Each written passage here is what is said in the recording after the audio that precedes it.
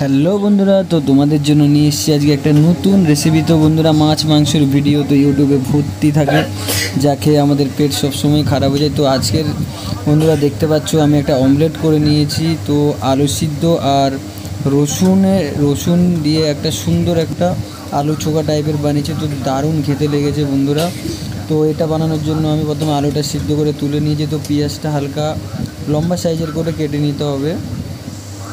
তো পেঁয়াজটা আমি কাটছি, তোমরা দেখতে থাকো বন্ধুরা। তোমরা রসুনটাকে প্রথমে ছুলবে না, রসুনটাকে তোমরা হালকা একটু 1 ফোঁটা তেল দিয়ে রসুন 4-5 কোয়া রসুন তোমরা প্রথমে ভালো করে কড়াইয়ে ভেজে নেবে।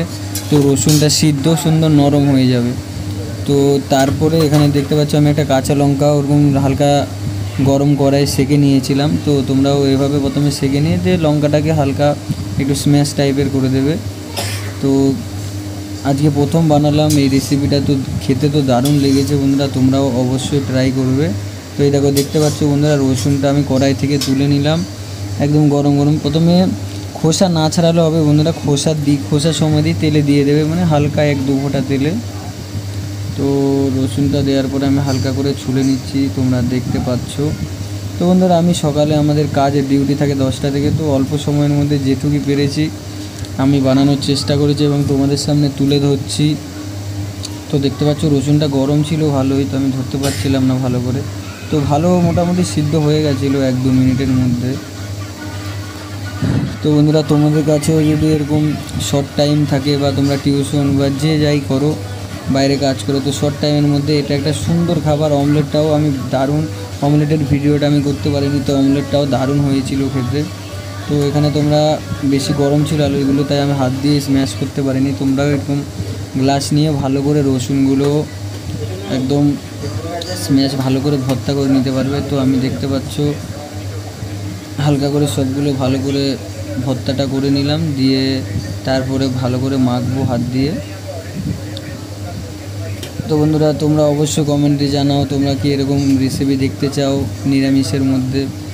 আর ওয়েট বাড়ানোর জন্য আমি চিকেন বানিয়ে ভিডিওগুলো দেবো। তো তোমরা কার কার ভালো লাগে এই ধরনের খাবার অবশ্যই কমেন্টে জানাবে বন্ধুরা। তো দেখতে পাচ্ছ আলুটা ভালোভাবে ভর্তা করা হয়ে গেছে। তো এবার আমি নুন দিয়ে দেবো হালকা করে।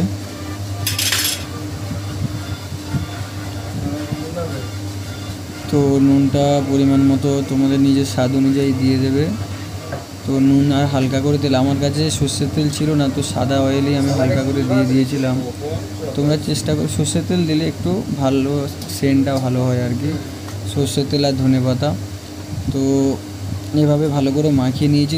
খেতে বন্ধুরা দারুণ লাগবে, তোমরা অবশ্যই ট্রাই করো যাদের কাছে কম টাইম আছে, কম টাইমে একটা হেলদি খাবার তৈরি করতে চাইছো, তো এই রেসিপিটা অবশ্যই করতে পারো।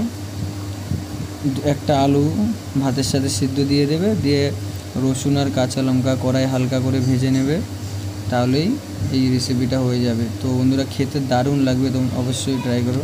তো আমি হালকা একটু টেস্ট করে দেখলাম নুনটা ঠিকঠাক হয়েছে নাকি, তো দারুণ হয়েছে বন্ধুরা। তো আজকের জন্য এটুকুই বন্ধুরা, বাই বাই, দেখা হচ্ছে পরের ভিডিওতে।